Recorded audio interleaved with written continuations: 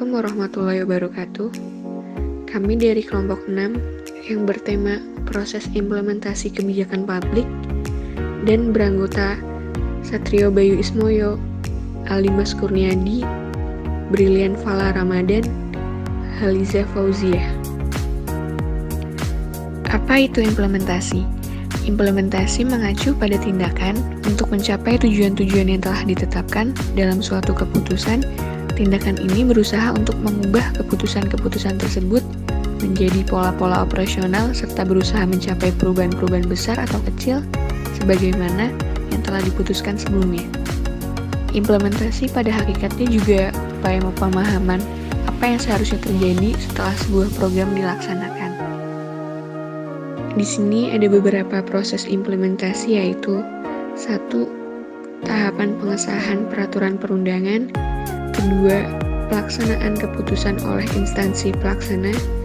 3. Kesediaan kelompok sasaran untuk menjalankan keputusan.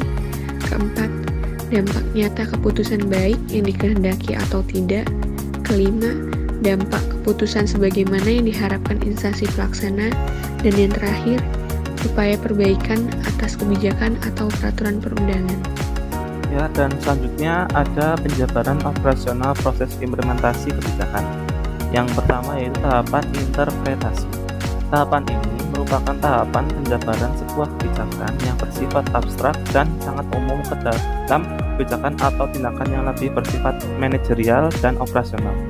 Kebijakan abstrak biasanya tertuang dalam bentuk peraturan perundang-undangan yang dibuat oleh lembaga eksekutif dan legislatif, bisa berbentuk perda ataupun undang-undang. Kebijakan manajerial biasanya tertuang dalam bentuk keputusan eksekutif yang bisa berupa peraturan presiden maupun keputusan kepala daerah. Sedangkan kebijakan operasional berupa keputusan pejabat pemerintah bisa berupa keputusan atau peraturan menteri ataupun keputusan kepala dinas terkait. Kegiatan dalam tahap ini tidak hanya berupa proses penjabaran dari kebijakan abstrak ke petunjuk pelaksanaan atau teknis, namun juga berupa proses komunikasi dan sosialisasi kebijakan tersebut, baik untuk berbentuk abstrak maupun operasional kepada para pemangku kepentingan. Selanjutnya, ada penjabaran operasional proses implementasi kebijakan yang nomor 2 yaitu tahapan pengorganisasian. Kegiatan pertama tahap ini adalah penentuan pelaksana kebijakan atau policy implementator yang setidaknya dapat diidentifikasikan sebagai berikut: instansi pemerintah baik pusat maupun daerah, sektor swasta, LSM maupun komponen masyarakat. Untuk menghindari terjadinya kesalahpahaman antar pelaksana, dibentuklah prosedur tetap yang terdiri atas standar operating procedure atau SOP maupun standar pelayanan minimal atau SPM.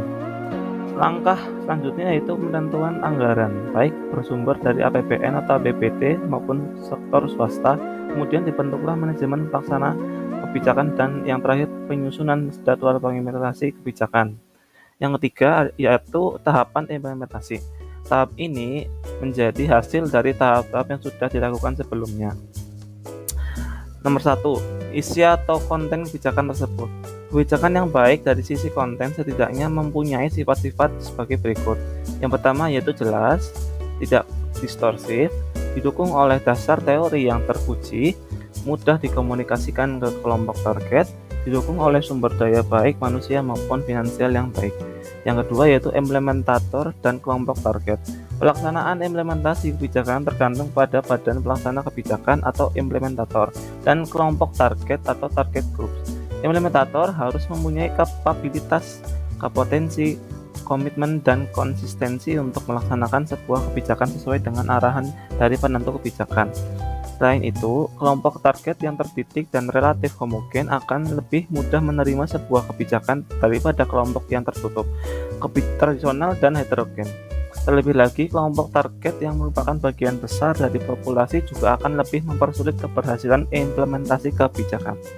Yang ketiga yaitu lingkungan. Keadaan sosial ekonomi, politik, dan dukungan publik maupun kultur populasi tempat sebuah kebijakan implementasikan juga akan mempengaruhi keberhasilan kebijakan publik. Lalu selanjutnya ada aktor pengendali implementasi. Yang pertama, ada organisasi pemerintah atau negara. Yang kedua, organisasi masyarakat, yaitu berupa LSM, yayasan, sosial budaya, dan lain-lain. Yang ketiga, ada organisasi bisnis, meliputi asosiasi pengusaha. Yang keempat, ada organisasi media massa, yaitu koran, majalah, TV, dan lain-lain. Yang kelima, ada organisasi politik, yaitu partai politik. Yang keenam, ada organisasi kuasi negara, yaitu berupa BPKP, BPK, dan KPK. Yang tujuh, ada tokoh masyarakat, yaitu berupa individual atau jaringan. Yang selanjutnya adalah kompleksitas proses implementasi.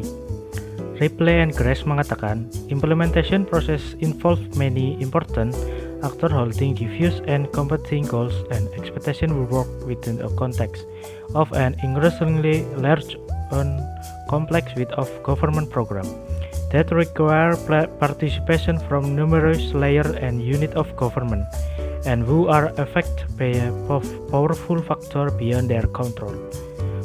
Proses implementasi kebijakan publik merupakan mekanisme yang kompleks karena satu, melibatkan banyak aktor, dua, beragamnya tujuan dan harapan yang harus diakomodir yang memungkinkan untuk saling bertentangan, tiga, kompleksitas program dan unit pelaksananya, empat, pengaruh faktor-faktor eksternal.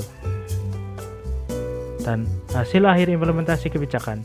Hasil akhir implementasi kebijakan paling tidak terwujud dalam beberapa indikator, yakni hasil atau output yang biasanya terwujud dalam bentuk konkret, semisal dokumen, jalan, orang, lembaga. Keluaran atau outcome yang biasanya berwujud rumusan target, semisal tercapainya pengertian masyarakat atau lembaga. Manfaat atau benefit yang wujudnya beragam. Dampak atau impact baik yang diinginkan maupun yang tak diinginkan, serta kelompok target baik individu maupun kelompok. Sekian presentasi dari kelompok kami, kurang lebihnya mohon maaf. Wassalamualaikum warahmatullahi wabarakatuh.